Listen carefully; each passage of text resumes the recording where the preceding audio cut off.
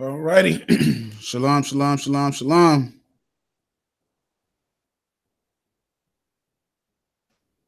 All righty. Shalom, shalom.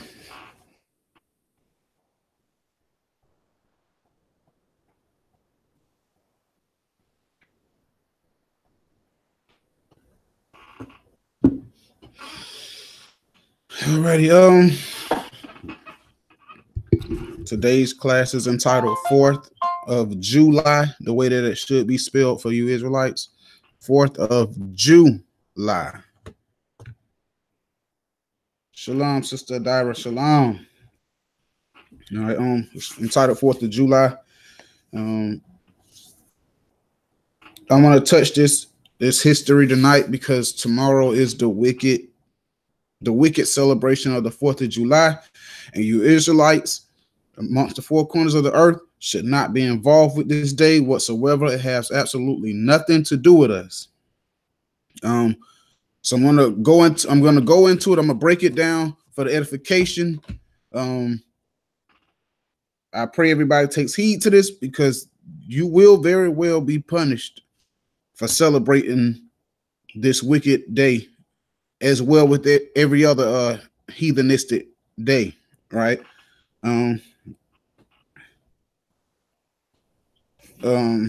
so yeah, make sure y'all take this class to mind.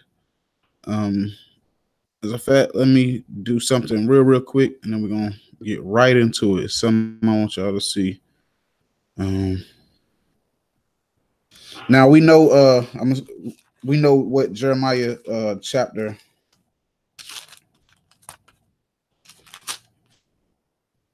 Jeremiah chapter 10 verse 2. We know what that says, so I'm gonna read it real quick. It says,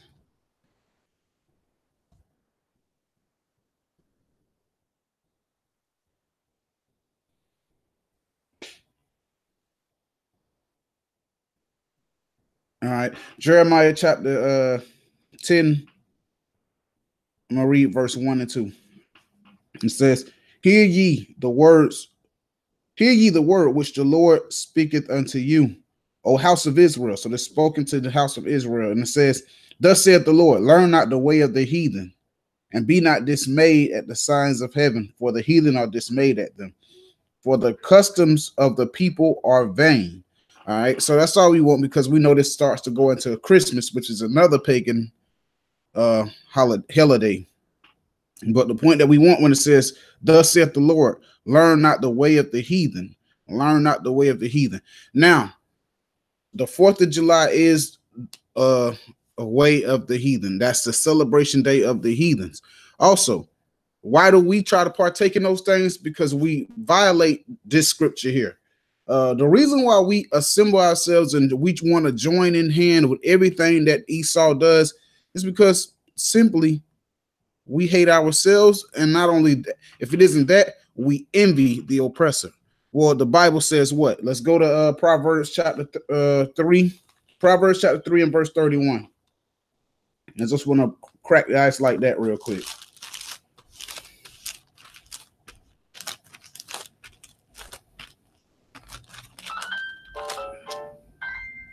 Proverbs chapter 3, verse 31. Proverbs chapter 3 and verse 31. And it reads, Envy thou not the oppressor, and choose none of his ways. So the Bible says, envy not our oppressor. The Bible tells us to envy not our oppressor and choose none of his ways. All right. With that being said, today we're gonna go into the history of the 4th of July.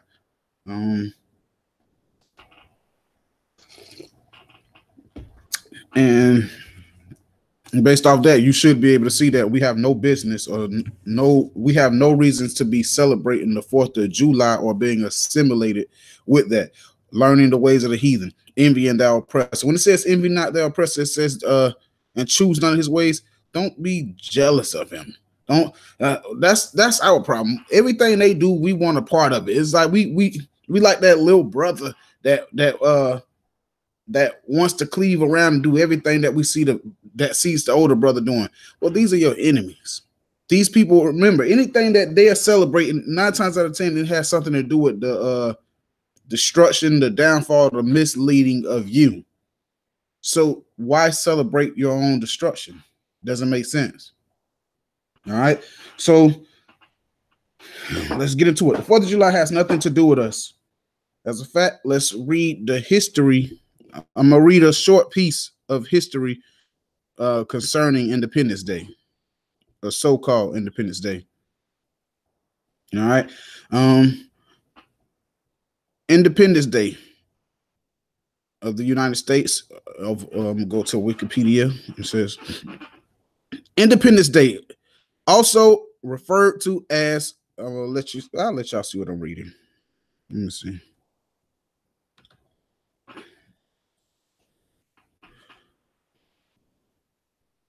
It says Independence Day, also referred to as the 4th of July, or July 4th is a federal holiday in the United States commemorating the adoption of the Declaration of Independence. Let me see.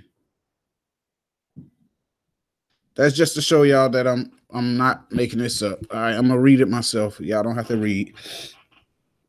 It says, Independence Day, also referred to as 4th of July or July 4th, is a federal holiday in the United States commemorating the adoption of the Declaration of Independence on July 4th, 1776. The Continental Congress declared that the 13 American colonies regarded themselves as a new nation, the United States of America, and were no longer a part of the British Empire. The Congress actually voted to declare Independence Day to declare independence 2 days earlier on July 2nd. Independence Day is commonly associated with fireworks, parades, barbecues, carnivals, fairs, picnics, concerts, baseball games, family reunions, and political speeches and ceremonies, in addition to various other public and private events celebrating the history, government, and traditions of the United States. Independence Day is a national day of the United States. All right. So when we read that, it says fireworks, it's associated with fireworks, barbecues, picnics, carnivals, fairs, concerts, baseball game, family reunions, and it says a tradition. America's tradition is to rape, rob, murder, enslave, all those things. We should have nothing to do with that. We are the victims of their traditions. Okay, so now we read about the things that are most commonly associated with Independence Day or the 4th of July are fireworks, parades, barbecues, and family reunions. Those are the things that I want to touch the most. So if those are the things that are associated with the 4th of July, what does that tell us? We should have absolutely nothing to do with those things on those days. Family reunions. We know a lot of us, we come in the truth, our family's still in the world. They still wicked as all can be. America is going to be celebrating the 4th of July. We should not be unequally yoked with them. We should not be partakers of the foolishness or the madness. All right. Let's go to 2 Corinthians. 2 Corinthians chapter 6.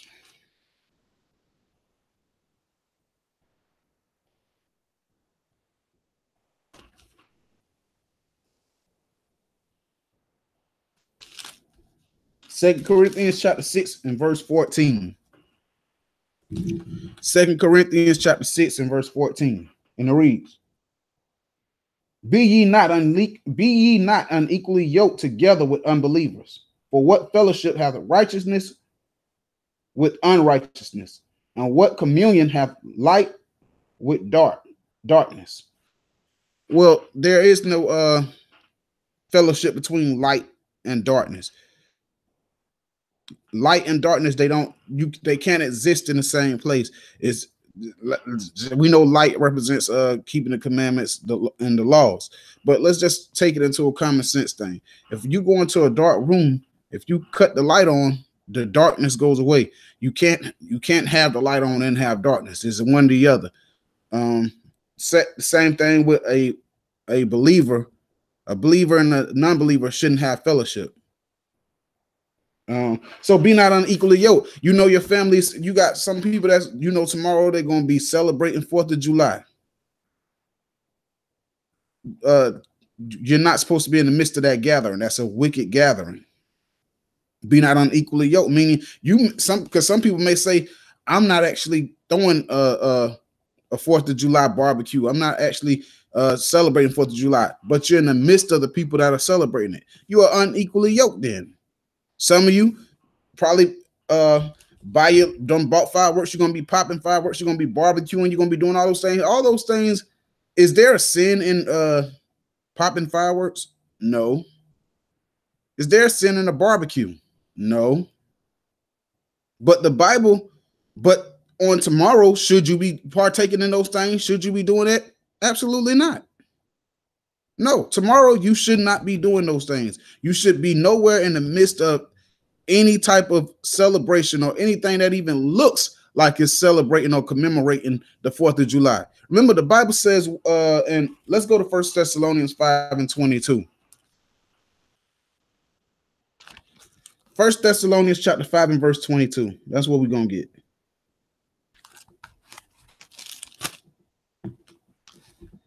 First Thessalonians chapter 5 verse 22. 1 Thessalonians chapter 5 and verse 22. It says, abstain from all appearances of evil. So the Bible tells us to abstain from all appearances of evil. Tomorrow, you know that the world will be popping fireworks. If you should not be doing anything that looks like you're celebrating the 4th of July. Tomorrow, you know the world's going to be throwing barbecues. You should hold back and not barbecue tomorrow. You know, tomorrow the world is going to be gathering together, having big cookouts and family reunions and hanging and all. Tomorrow you should refrain yourself from those things.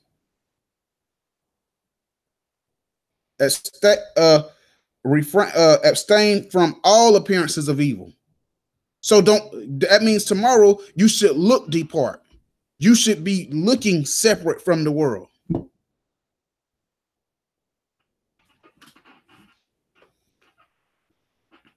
All right. So now let's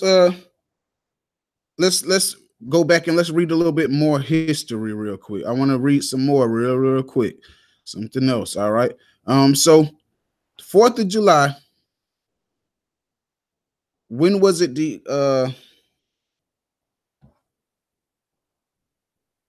4th of July was declared in 1776. Well, let's see what black folks were doing. Let's see what you Israelites were doing in 1776. Let's see, were you independent? Were you given freedom at this time? I think not. So let's read about I'm gonna read a little piece real quick. Slavery in the United States. Slavery in the United States.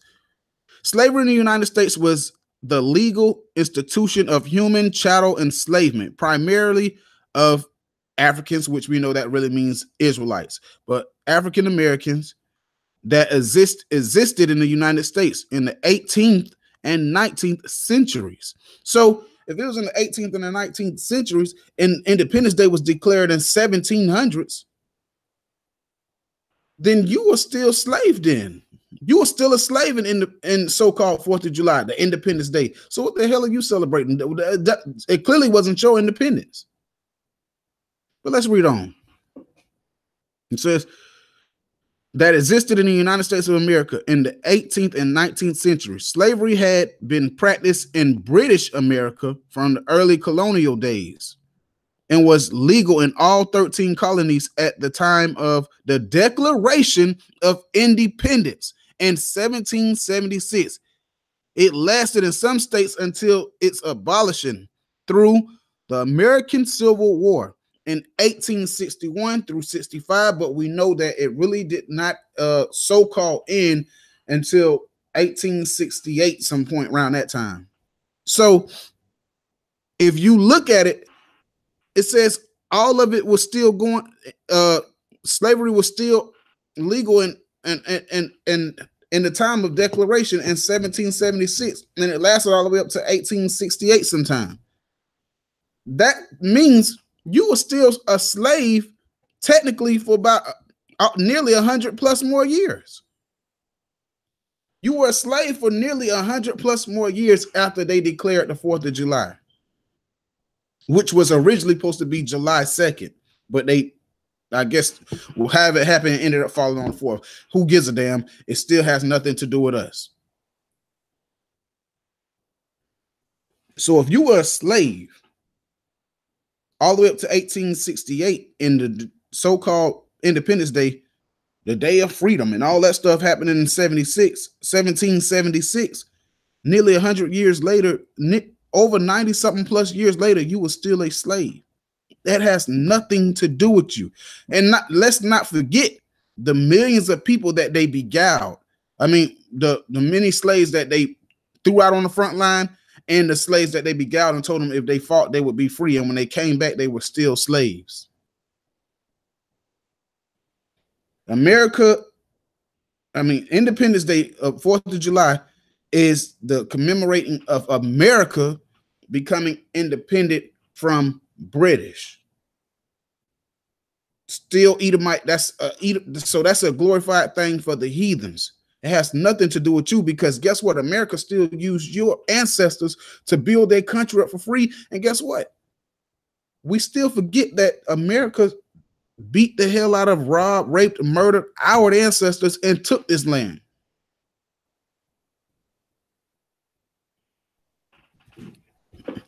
All right. So now let's get into it. Let's go into the scriptures, and we finna break this thing down. We're going to start in Psalms chapter 137, and we're going to start at verse 1.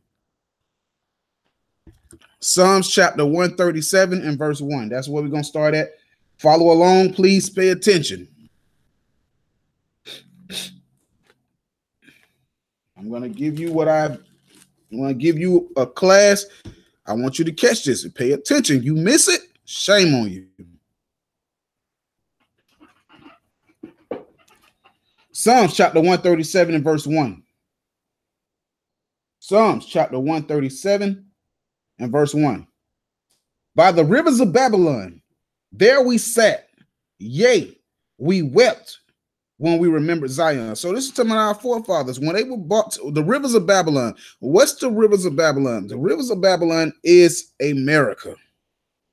The word Babylon means confusion. Because Babylon, it has America has what? All nations mixed up in it. Just like in the Babylon back in the day, Babylon had all nations. It was like what they call America what today? The big melting pot. Why? Because all nationalities are mixed in it. Same thing with Babylon back in the day. The land, the actual Babylon, it was mixed with all nationalities. So it says, by the river of Babylon, meaning the river of confusion, we wept when we remembered Zion. Our forefathers, when they were like, when you think about the river, the Hudson River, that's in America. The docking point was in Black Wall Street. So when we came here to the oppression, to the slavery, our forefathers wept when they remembered Zion. They remembered Zion. And then verse 2, Zion, which was our land in Jerusalem, Israel. All right, verse 2. We hanged our harps upon the willows in the midst thereof. Now, the reason it's making a similitude about how we harp about the willows, because you got to know you have to know the attributes of the willow tree. The willow tree, they kind of slope or hang over. They kind of slope or hang over, almost like in a sorrowful action, like it looks sorrowful or sad. That's the attributes of the willow tree. So when it said that we hung our harps upon the willow tree, upon the willows, it was saying that we were sorrowful. It was a very sad occasion. All right. Now, when it says reach the rivers of Babylon, the rivers of Babylon, how do we get to the rivers of Babylon? Deuteronomy 28, verse 68. Deuteronomy chapter 28, verse 68. And the Lord shall bring thee into Egypt again with ships. Bring into Egypt again with ships means slavery again with ships. By the way where I spoke unto thee, thou shalt see it no more again. And there you shall be sold to your enemies for bond men, bond women, and no man shall buy you, meaning no man shall save you. All right. So let's go back to Psalms chapter 137. Psalms chapter 137, and we'll read from verse 1 down again. By the rivers of Babylon, where we sat, yea, we wept when we remembered Zion. We hanged our harps upon the willows in the midst thereof. For there For there, they that carried us away captives. Who carried us away captives? Esau, so-called white man. For there, meaning there in when we made it to Babylon, which is America, when we made it into America, they that carried us away captive required a song, required of us a song, which they required of us to sing for them, which is why like the national anthem or the Star Spangled Banner. Notice most time when they have these big events and things like that, they want the Israelites to sing those Star Spangled Banners and things like that. They required a song of us. So for they that carried us away captive required a song of us, and they that wasted us required of us mirth. Mirth is entertainment, laughter. Dribble that ball, nigga. Run up that field real fast. Run round that track. For they that wasted us required of us mirth. Sing us one of the songs of Zion. Right? So now, it says, wasted us. This is talking, once again, like I told you, this is talking about America. This Babylon is talking about America. How do we know that? This is us. We reading about us and we reading about us being captives and brought here into the Americas now. Remember, the docking, the reason says the river because the transportation of getting us here would be through what? Ships, which would fit the prophecy of Deuteronomy 28:68. This is talking about us going into slavery. Now, we're going to prove that this is talking about America by going here. Let's go to Daniel. Let's jump up to the book of Daniel. And we're going to go to the 7th chapter.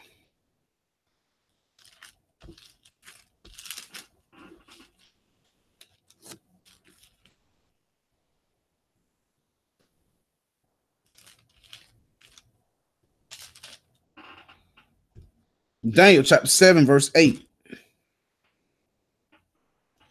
Daniel chapter 7 and verse 8. And it reads, I considered the horns, and behold, there came up among them another little horn, before whom there were 3 of the first horns plucked up by the roots. And behold, and this horn were like the eyes of men, in their mouth speaking great things. All right, so it says there was a little horn. All right, now understand.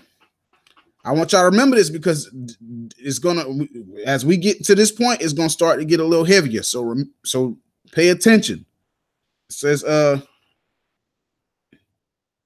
gonna read verse 8 again. It says, I considered the horns. So there were already horns there.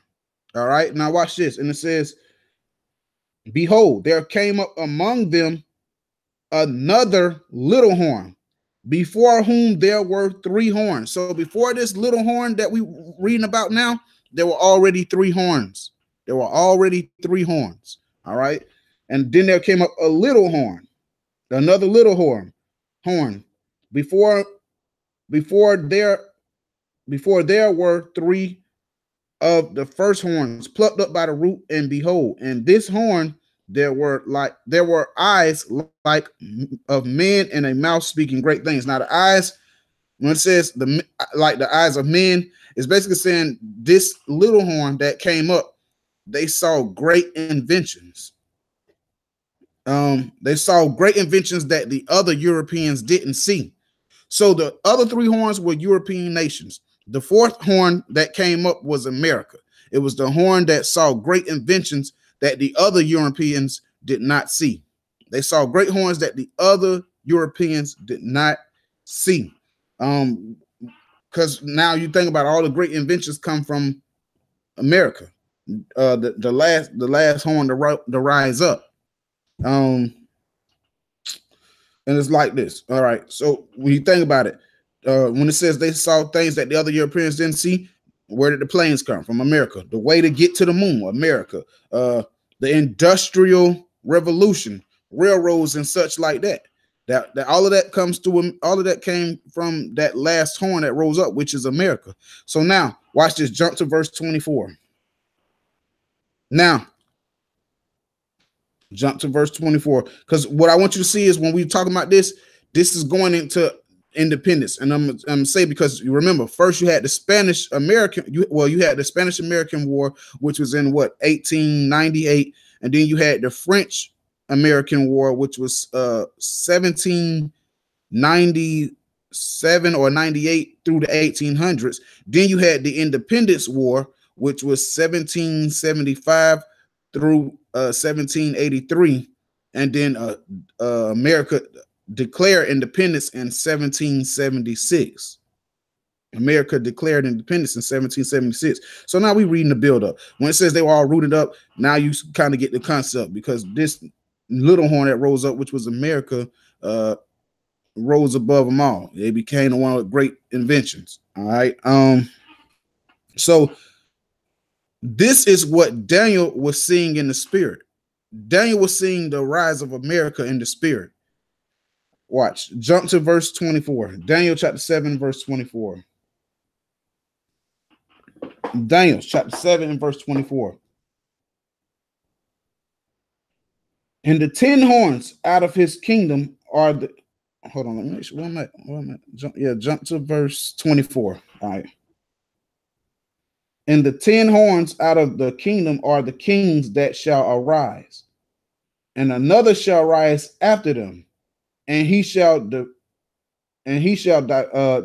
from the first.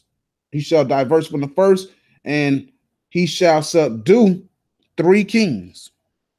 So the 10 horns are the 10 coming markets that should subdue. It says should do the 3 kings. It's talking about the same thing that verse 8 said. Here's how you know it was talking about America. So this is how you're going to know that it's talking about America here. Now I'm going to read 24, and then I'm going to read into 25. Verse 25 is going to show you how you know this is talking about America. All right. Verse 24 again. As a fact, let's start at 23. 23 will bring it clear. Thus said the 4th beast. Thus he said, the 4th beast shall be the 4th kingdom upon the earth, which shall be diverse from all kingdoms, and shall devour the whole earth, and shall tread it down and break it into pieces. Now, America is the one that devoured the whole earth. I should have started at 23 to begin with. America is the one that devoured the whole earth. If not, then you're calling the Bible a lie. What country is in everybody's land? What country governs the whole earth? America. Right? Verse 24. In the 10 horns, which is the 10 coming markets, the 10 horns out of the kingdom are the 10 kings that shall arise, and another shall rise after them, which was the America.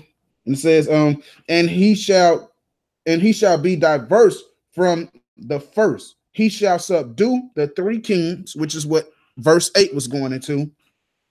And then it says the three kings. Verse 25, and he shall speak great words against the Most High, and shall wear out the saints of the Most High, and think to change times and laws, and they shall be in Salakia, and they shall be given into his hand unto a time and a dividing of times. All right. So now when you read that verse 25, and it says, he shall wear out the saints.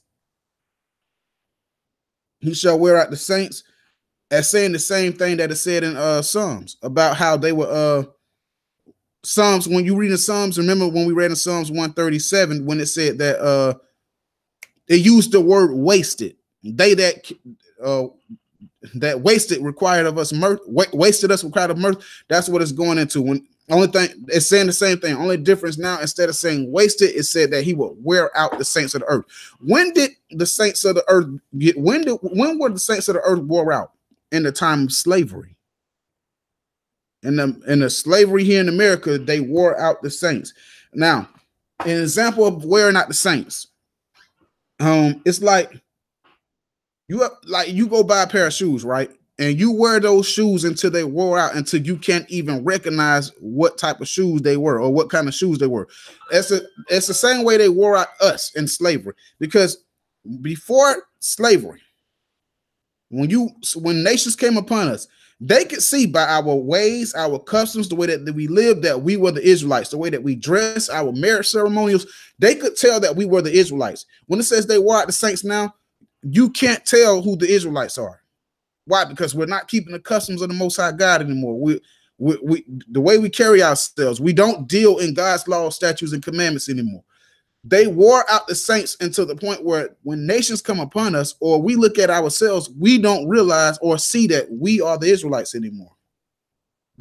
They wore us out, just like some people wear out shoes, where you can't tell who the shoes are anymore, what kind of shoes these were. That's what that's going into, how they wore us out. But they wore us out in slavery. Then it says, so I'm using that wear us out. It was like you would be able to identify us just off of the appearance. Not no more. We have been worn out like wore out shoes. All right. So let's read 25 again. It says, he shall speak great words against the Most High. He shall wear out the saints of the Most High. He shall think to change times.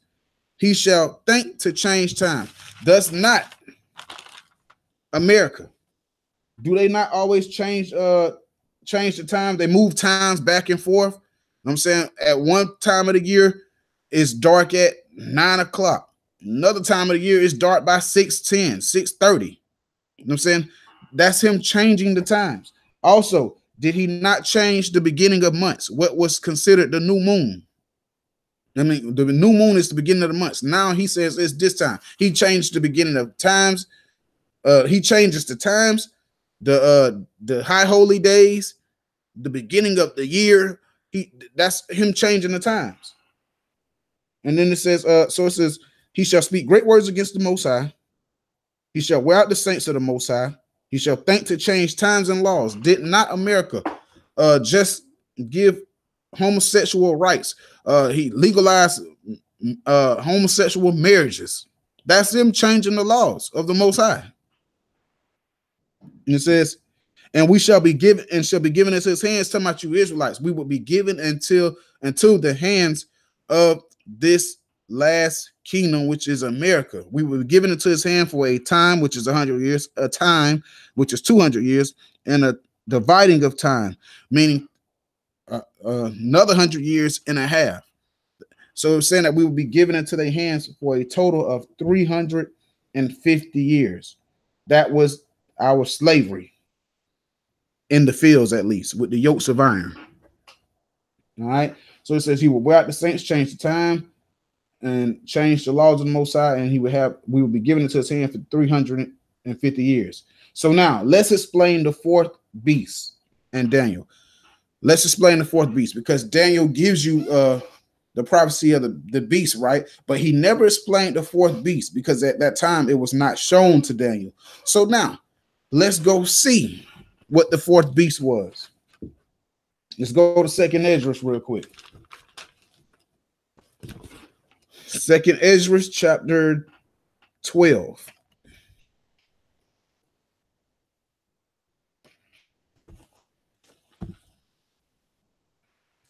Second Esdras chapter 12 and verse 10. He said unto me, this is the interpretation of the vision. In verse 11, the eagle whom thou sawest coming up from the sea is the kingdom which was seen in the vision of thy brother Daniel, but it was not expounded unto him. Therefore, now I declare unto thee.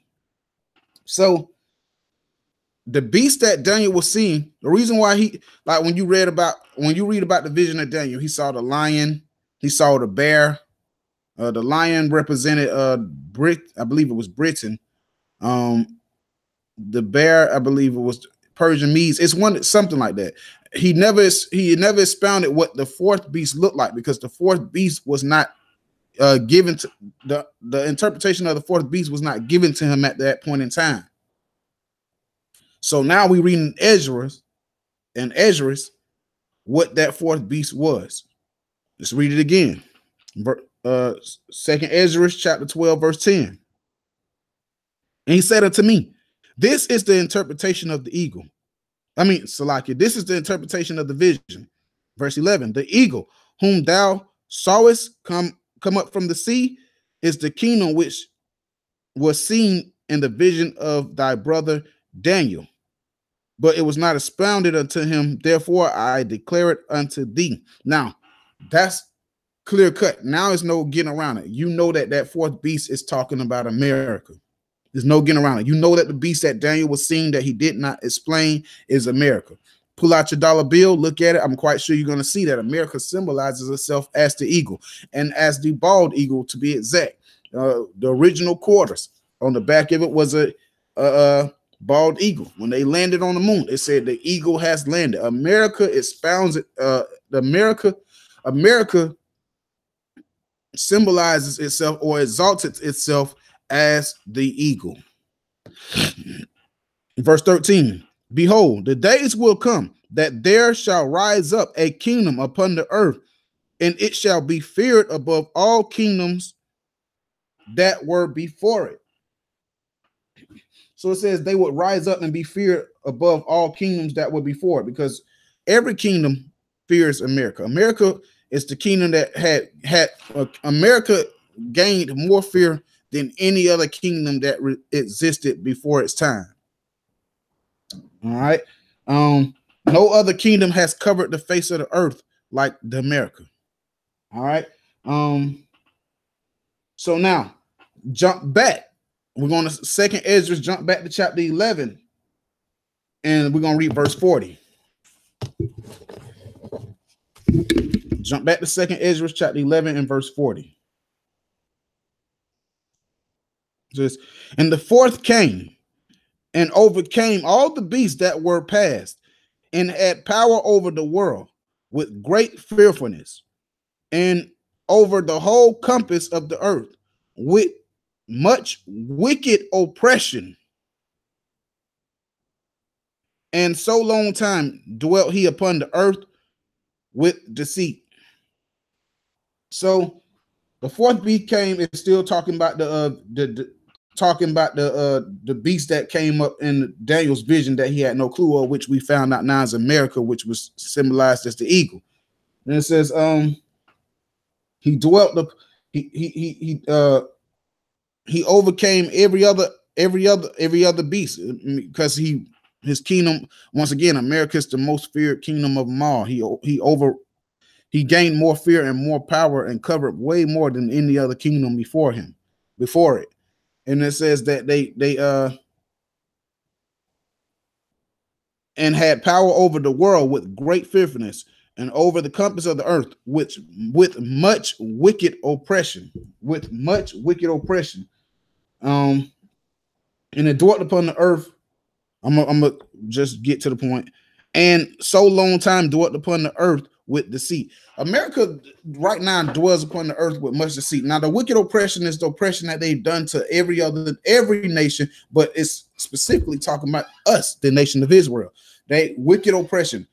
America has been built and made great off of the backs of us through what? Wicked oppression.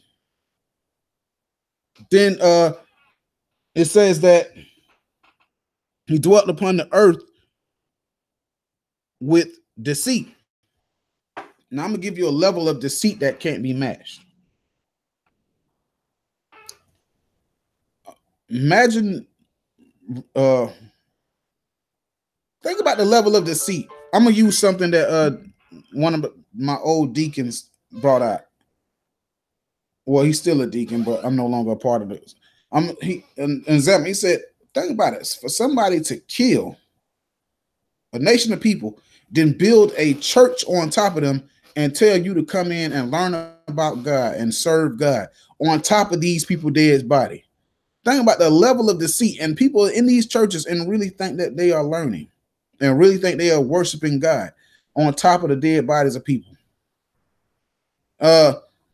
I'm gonna give you another example. Let's say your parents are rich. Your mother and your father was rich, right? Then the so-called white man, he comes and he kills your mother and your father. Now you don't know this. You don't know this by the way. He kills your mother and your father. Then as he watches you grow, he see you struggling, see you going through. You struggling. Now remember, he done murdered your parents, robbed them. You know what I'm saying? Now he watches you grow and see you struggling, and then says, "Oh, let me help you out. Here's Section 8. Here's Section 8." Now you say, "Oh my God, he loves us. He's so nice. He helped me out." But you don't even know the deception. The deception is he giving you Section 8. That's just a crumb of what he stole from your mother and your rich mother and your father.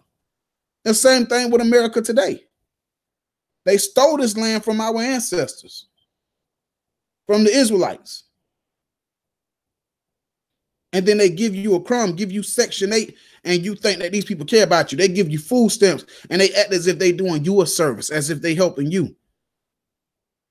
When everything that they're giving you is nothing but inklet of a crumb of what they stole from your forefathers and your mothers. That's your inheritance. It's your, basically, that's like in Life. When you saw that movie Life, when Eddie Murphy went into the bathroom and used the cologne, no, he stole the change from the man and then gave it back to the man as if it was a tip. And the man was like, "Oh, thank you, brother."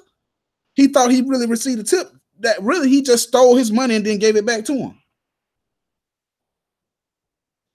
Also to keep the black man at the house. Absolutely. I'm gonna do a class about that soon.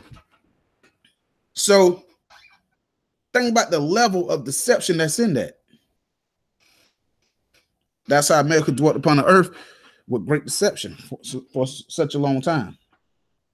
So now we're reading about the what we just read. What I did was I took y'all through a route, but what I'm showing you is how it all sprang up, the so-called independence of America. What we're showing you is that little horn. Then we went to that fourth beast.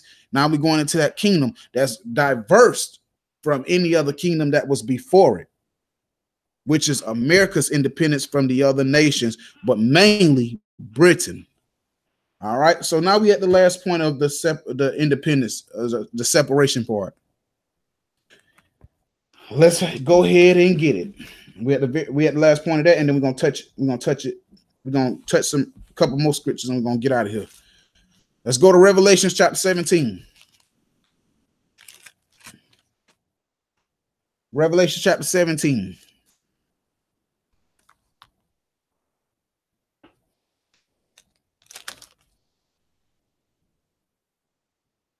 All right, Revelation chapter 17 and verse 8.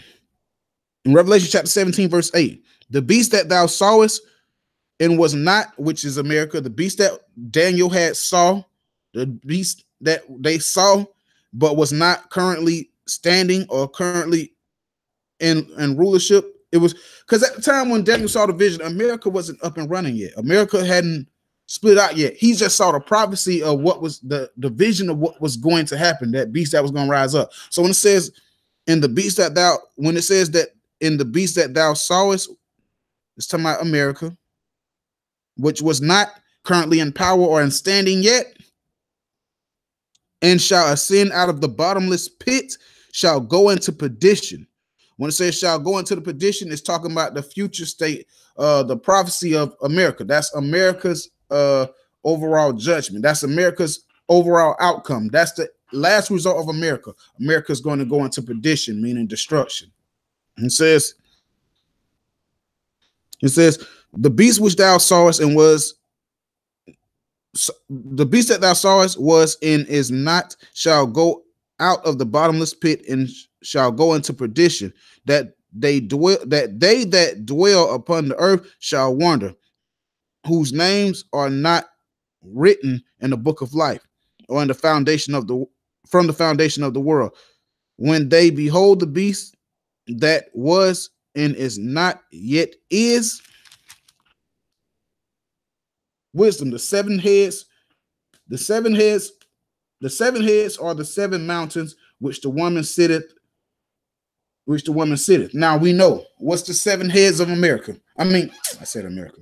The seven heads of the were the seven rulers of the empires of Esau. That was the seven heads. Remember, the seven heads they all are Esau ruled kingdoms. They are his kingdoms, which is, excuse me, Greece, Rome, Spain, France, Germany, Russia, and Great Britain. Now go back again. And it says, and the beast which thou saw was not standing. So that was telling you that it was seven heads at that point in time.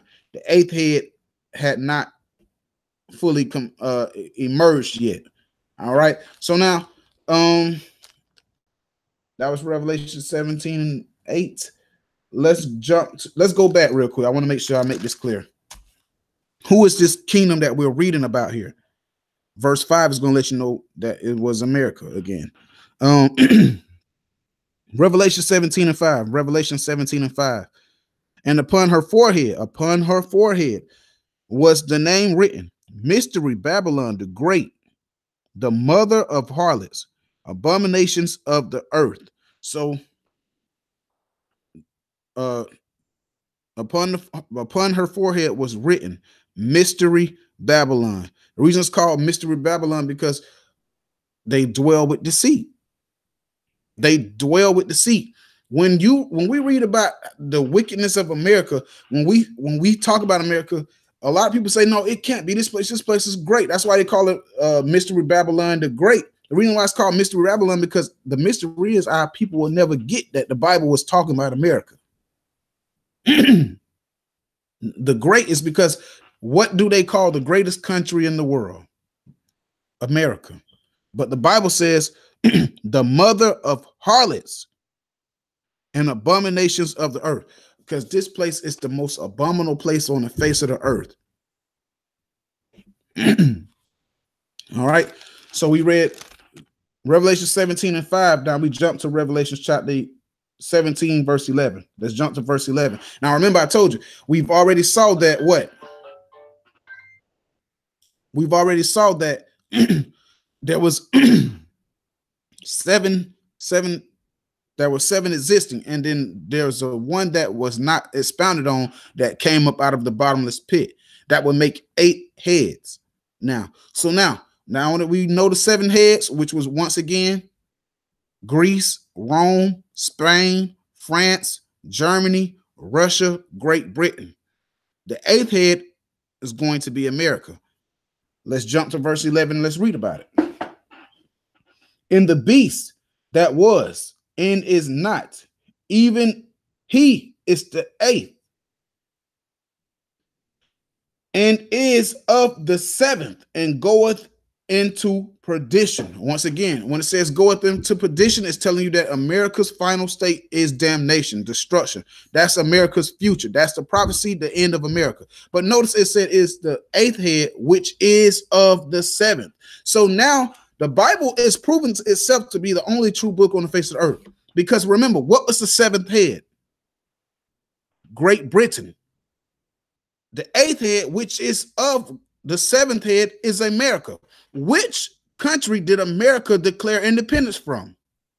Great Britain. So it's telling you the war was going to happen between Great Britain, and through that war, America will overcome and become independent, which will make itself the 8th head. So the Bible had already prophesied that America was going to split from Great Britain. And that's what we just read here. That was America's independence.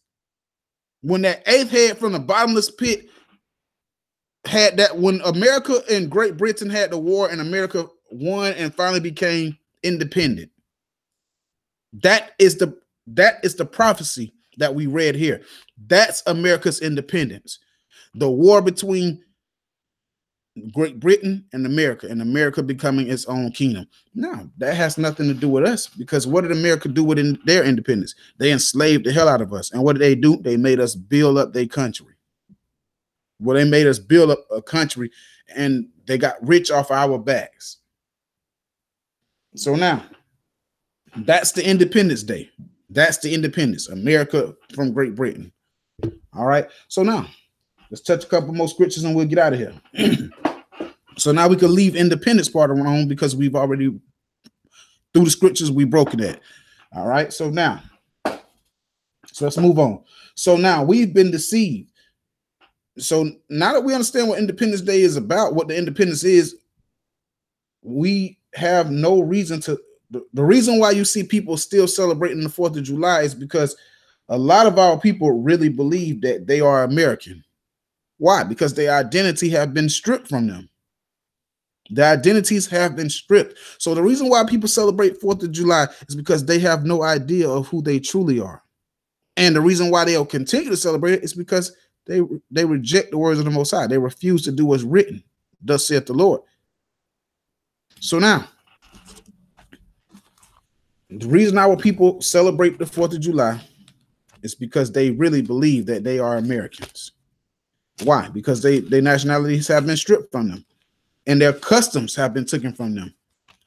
Prophesied. Let's go to Deuteronomy chapter 28, verse 37. Deuteronomy chapter 28, verse 37. Deuteronomy chapter 28 and verse 37. And it reads, and thou shalt become an astonishment. That's that wearing out of the saints. It's an astonishment to look at us. You're like, damn, them are the people of God. Those are the Israelites. Them. It's an astonishment. It's astonishment. And you look at it like, wow, look at those are the Israelites. It's amazing to look at, like, wow, we did. They are joy. They are celebrating, saying, look what we have done to them. Look what we have brought them to. That's why scripture say, they say, look, we have devoured them up. It says, thou shalt become an astonishment. And a proverb is an old wise saying. You want to hide anything from a black man, put it in a book. Negroes don't work. They don't take care of their children. Basically, a proverb is basically a stereotype, an old wise saying. And sometimes it occurs to be true, but it's nonetheless a racial stereotype. Thou shalt become an astonishment and a proverb and a byword among all nations, whether the Lord shall lead thee. When it says thou shalt become a byword, that means anything outside of your God-given name. And that's why a lot of people celebrate Independence Day today, because they have prescribed to their byword, their byword, that their name that is not their name. Meaning we have prescribed to African American, nigger, Puerto Rican, Dominican, Mexican. We've all Indians. We've prescribed to those names. We've taken hold and cleaved to those names. And then under America, they tell you you are all American, Native American. They tell you we all American. And when you've accepted it and you've been brainwashed, you actually believe it. To the point now where you're a byword. None of these are your actual God-given names. You are an Israelite according to the Bible. You so-called blacks, Hispanics, and Native American Indians. Jump to verse 48. Here's the process. It says, and thou shalt serve thy enemy against Salakia. Therefore the Lord shall Salakia. Therefore shalt thou serve thy enemies, which the Lord shall bring against thee in hunger, and in thirst, and in nakedness, and in the want of all things. And he shall put a yoke of iron upon thy neck until he have destroyed this, until he have destroyed thee, until he have destroyed thee, until he have destroyed thee. When it says until he have destroyed thee, that means when the yokes came off, you will be destroyed. That's why today you celebrate their customs. That's the reason why you celebrate the destruction of your own people. You celebrate their freedom in your slavery at the same damn time. That's what 4th of July, that's what the 4th of July is. You're celebrating their independence, meanwhile celebrating your own slavery at the same damn time. And like I said, the yoke shall be upon thee until he have destroyed thee. When the yokes came off, when they took those yokes off your neck in slavery, there would no longer need to do it because you would be you would be mentally a slave. You would be destroyed mentally. You would be destroyed from keeping God's laws, statutes, and commandments. None of those things would exist to you anymore. You wouldn't even recognize who you are anymore. You wouldn't know who you are because the yokes were only needed until you were destroyed to a certain point. That's why you celebrate their customs. I'm gonna show you how they beat you in the celebrating their customs. As a fact, go to 2 Maccabees. 2 Maccabees chapter 6. 2 Maccabees chapter 6, verse 6. 2 Maccabees chapter 6 and verse 6. Neither was it lawful for a man to keep Sabbath days or ancient feast days, or to profess himself to be a Jew or to profess himself at all to be a Jew. So they took away things that were very important. First, they took away your customs. You were not allowed to keep the feast days, which is our customs. You were not allowed to keep the Sabbath, which was our custom. And you were not allowed to profess yourself to be an Israelite or a Jew, your nationality. So after a process of time, if you couldn't keep your feast days, you couldn't keep your customs, and you couldn't declare your own nationality, what do you think would happen to our seeds as time goes along? You would forget your custom. You would forget the feast days, and you would damn sure forget who you are. If I take a 2-year-old and call him American, when that child hits about 7, 8, then 14, 16, and it's still here and there American, by the time that child's 20, when that child becomes of age, it would be a hell of a mission to deprogram the fact that they are not American, they are Israelites. Same thing with us. Verse 7. So we couldn't keep our feasts and stuff like that. Yeah, I'm gonna about fireworks. Remember, when I opened up the class, I read about the things that are associated with the 4th of July. Associated with the 4th of July commonly are fireworks, barbecues, family reunions, etc., etc. So no, we're not supposed to be dealing with fireworks. Not on the 4th. Now, like I told you, is it a sin to have fireworks? No, but is it a sin to do it tomorrow and participate in the act? Absolutely. So no, you don't get involved with fireworks on 4th of July. Like for me, I used to buy fireworks because around this time of the year, it's the only time you could find them. But I definitely wouldn't use them on the 4th of July. I would use them on feast days and stuff like that. And that's what we have to get back to doing. Remember, I told you, you got to make this truth fun for them.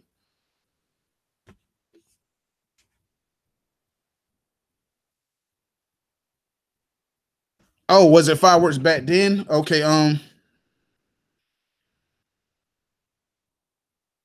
get back to you on that. I can't give you 100% answer on that. You know what I'm saying? Remember, inventions, America had made the great inventions. America made the great inventions. All right. So, but America, I'm gonna tell you, America's fireworks was you. America fireworks was our ancestors. Remember, they burnt down the tikis. They set us on fire. We were the fireworks.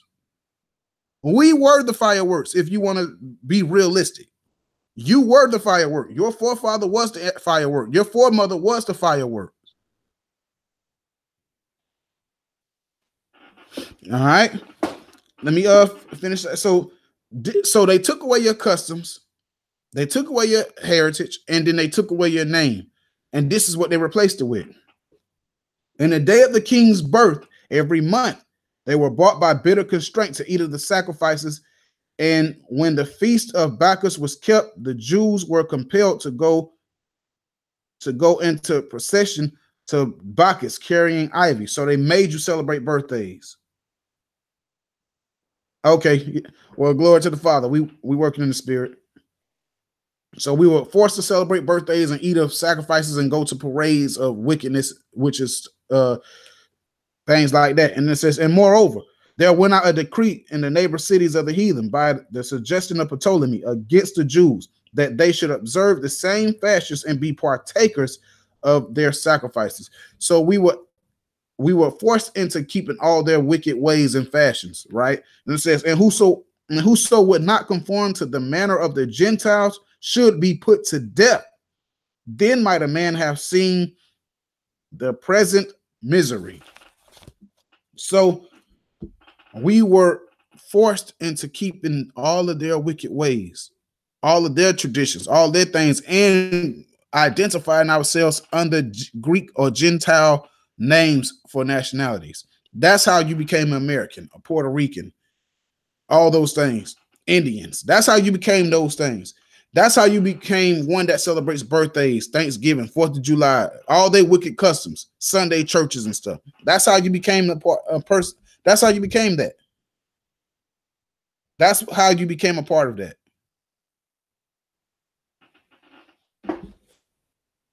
All right. So now that we've assimilated ourselves to America and we believe the lies that we are America, that's why we fall on such burdens. That's why we fall on a lot of false hopes and oppressions. That's how we fell on a lot of false hopes and oppressions. We believe that we are American. So guess what? We expected the help of America. But as a fact, go to Lamentations real quick. We almost finished. I ain't gonna hold y'all too much longer. It's almost, we 2 minutes away from 10 o'clock. I ain't gonna go much longer. I just want to pull a couple more scriptures. Give me a little bit more time.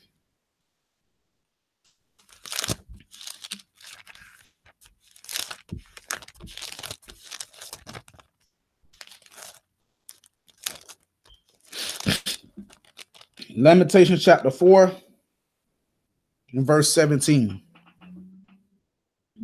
Lamentations chapter 4 verse 17. As for us, our eyes as yet failed for our vain help. And our watching, we have watched for a nation that could not save us. We watched for a nation that could not save us. You so-called Blacks, Hispanics, and Native American Indians, you Israelites of the earth, we have watched for a nation that could not help us, could not save us. What nation is that? America. What nation of people is that? Esau, the so-called white man. They will not help us. They have not saved us. As a fact, they've done what? Verse 18. They hunt our steps. We cannot go into our streets. And our end is near. Our days are fulfilled, for our end is come. They've not helped us, but yet they have destroyed us. And they destroyed us with deceit and lies. That's why you celebrate 4th of July. You know what? Due to being deceived, we place false burdens on ourselves. Jump back to chapter 2. Lamentations chapter 2. Lamentations chapter 2, verse 14. Lamentations chapter 2, verse 14. Thy prophets have seen vain and foolish things for thee, and they have not discovered thine iniquity, to turn away thy captivity, but have seen for thee false burdens and causes banishment. And causes of banishment. When it says that we've seen false burdens, that's talking about us today. Now, the false burdens is what the burdens that we put on ourselves to keep up with the Jones, with these false holidays. Like, it's a burden that's put on you. Save your money. Do you know what the burden is? You trying to make sure you can have that barbecue. You spending all your money trying to make sure you got the fireworks, all that type of stuff like that. That's false burdens that's put on you. That's false burdens that's put on you. And in the end, these things are going to get you destroyed, but there's a burden on you to do it. You know what else is a false burden? Birthdays. I gotta make birthday. I gotta give them a birthday. I gotta get cake and all this other. That's a false burden that's put on you. Christmas. I gotta empty out my bank account. I gotta get these gifts, this tree. Those are all false burdens that are put on us. Now we put them on ourselves now. 4th of July is a false burden that you're going to put on yourself, because half the world are going to spend more money than they actually can afford on this wicked day. I tell you, the simplicity of our people is at an all-time high. How many times are you going to spend all your money up on the 4th of July and then wonder why you broke in August? How long are you going to spend all your money up in December and wonder why you're broke in January? How long are you going to spend all your money up on November and then be broke and place an even bigger burden on yourself to celebrate December, Christmas? The simplicity is real. The simplicity of our people are real. It doesn't take much to know that if you keep spending all your money up on these damn holidays, you're gonna be broke the next month coming. Or that is, they've been at the same because they put false burdens on themselves and they spend all their money up. Every time they have a chance to come up in the year, it's a wicked holiday that comes up, and they blow money on that. So therefore, they never elevate. All right. So we got to come about the false burdens, which is what? Go to Revelations 18:4, and then I'll just pull two more scriptures and I'll close out. Revelation chapter 18, verse 4. Revelation verse 4. And I heard another voice from heaven saying, come up out of her, my people, and be ye not partakers of her sins, and receive not of her plagues. For her sins have reached unto heaven, and God hath remembered her iniquities. So the Bible tells us to come up out of the wicked ways of America. Come about the wicked ways, the customs, the celebrations, the fashions, the lifestyle of America. Or you receive some of the plagues. The sins of America have reached to the heavens, and God has surely remembered it. God has surely remembered it. So make sure you come up out of the ways of America, those wicked lying customs. All right. Watch this. Psalms 94.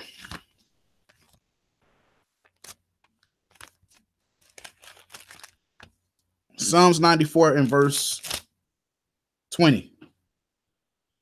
Psalms chapter 94, verse 20. Psalms chapter 94, verse 20. Shall the throne of iniquity, meaning the kingdom of sin, the throne of sin, it says, shall the throne of iniquity have fellowship with thee, which frameth mischief by law? So shall the throne of iniquity, which is America, the most sinful kingdom of them all. Remember, it calls it the mother of harlots, the mother of the abominations of the earth. Shall that throne of iniquity have fellowship with thee? Should we have fellowship with the world? The Bible just told us should we have fellowship with America? What's fellowship with America? How about celebrating their Independence Day when they rose up out of the bottomless pit, which is the 4th of July?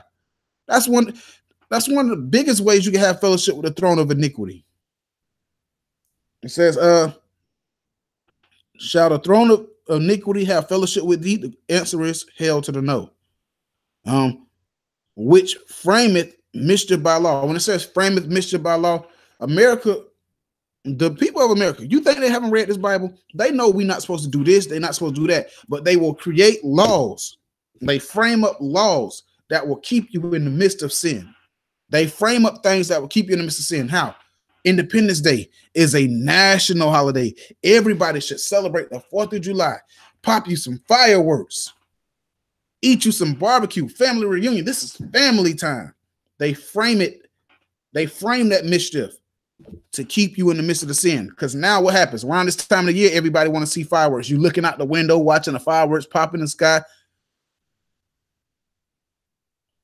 Or you feel like if you don't have fireworks, you wrong. Or if you're not eating of the barbecue, you wrong. The Bible tells us not to have fellowship with darkness or unrighteousness or unbelievers. Tomorrow, people are going to be making excuses saying, well, it's the only time my family off. I'm going to go be with my family. Let's keep it real. You celebrating the 4th of July. You celebrating the 4th of July. That's just keep it. That's just what it is. Let's just keep it real. We must separate ourselves. So now, as a fact, go to Ephesians real quick. I'm going to read this. And then we can get out of here. Ephesians chapter 5, verse 11.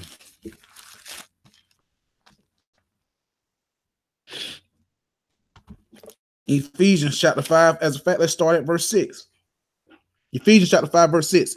Let no man deceive you with vain words, for because of these things cometh the wrath of God upon the children of disobedience. So it says, let no man deceive you by vain words. Because of these things cometh the wrath of God upon the children of disobedience. So tomorrow you catch yourself celebrating 4th of July, you be deceived into these things. Guess what? You are one of the children of disobedience, and wrath will come upon you. Verse 7. Be ye not partakers, be ye not therefore, Salakia, be not ye therefore partakers with them. Meaning, be not partakers with them in the sin of celebrating 4th of July, or in their sins, period, or in the punishment of the wrath of God for being deceived and celebrating it with them. You're going to be a partaker of the sin, and then guess what? You're going to be a partaker of the punishment. Same thing Revelation said. Or you can not be a partaker in the sin in the celebration of 4th of July, and guess what? You can miss out on the punishment that the Most High God is going to render upon them. Somebody's going to blow their hand off tomorrow. A firework is going to blow their head off tomorrow. Somebody going to get half of their face burnt off. Somebody going to get their whole hand popped up with fireworks tomorrow because they celebrating something they had no business doing. Y'all think accidents and I ain't gonna say accidents. You think things happen by coincidence? You think it's not a coincidence when bad things happen to you, like you accidentally blowing your hand off with a firework on the 4th of July. It's not a coincidence. That's the Most High rendering a judgment upon you for doing it, for celebrating it. Verse 11. Let's jump down to 11. And have no fellowship with the unfruitful works of darkness, but rather reprove them. Don't be talking about I'm going over there to try to teach them the Bible on the 4th of July, Christmas. You stop it. Stop being foolish. But when people like today, when people say enjoy your 4th, I say I don't celebrate that. The Bible says not to. That's me reproving them. Yeah. All right. So now, with all the facts that's been presented to you, no 4th of July. No fireworks, no eating of the barbecues and all that other foolishness. As a fact, refrain yourself from those wicked convocations. I'm going to leave you with this scripture, last scripture. Joshua chapter 24 and verse 15. So remember, I want y'all to remember something. You cannot party with the devil and with God. So now, let every man be fully persuaded in his own heart. But remember, you can't eat at the table with the devils. You cannot drink of the devil's cup and drink of the Lord's cup. So now you choose ye this day. So with all the information that's been presented, I'm going to close out with this scripture. Joshua chapter 24 and verse 15. And if it seem unto you to serve the Lord, Salaki, and if it seem evil unto you to serve the Lord, choose ye this day whom ye will serve, whether it be God which our father served that were on the other side of the flood, or the gods of the Amorites, in whose land ye dwell. But as for me and my house, we will serve the Lord. That's the question to you men, you women. That's it right there. We're not talking about the Amorites' God today. We're talking about the gods of America, whose land we dwell in. If it's evil to you to not celebrate the 4th of July and stuff, choose this day. Are you going to serve the God of Israel, the God of the Bible, the God that our father served? Or are you going to choose to serve the God of America, which you dwell in, whose land we dwell in today? Choose ye this day. But as for me and my house, we will serve the Lord. I pray this class was edifying. With that, I say shalom.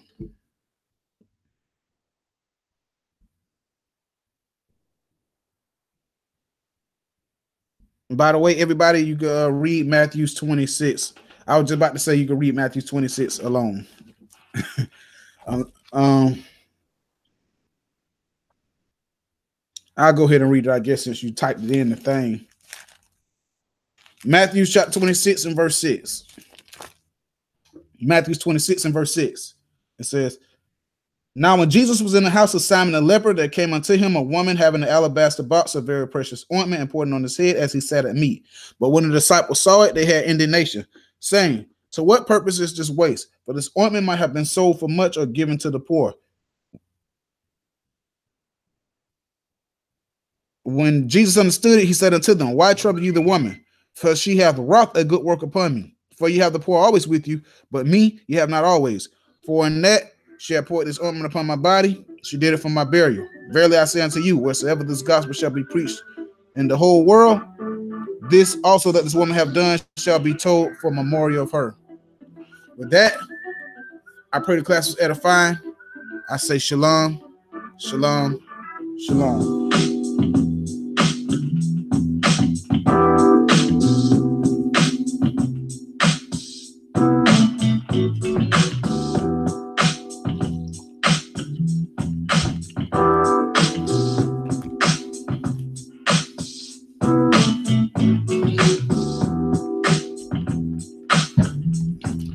Shalom, Sister Adira.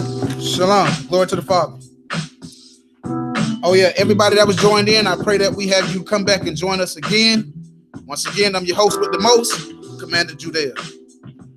Shalom.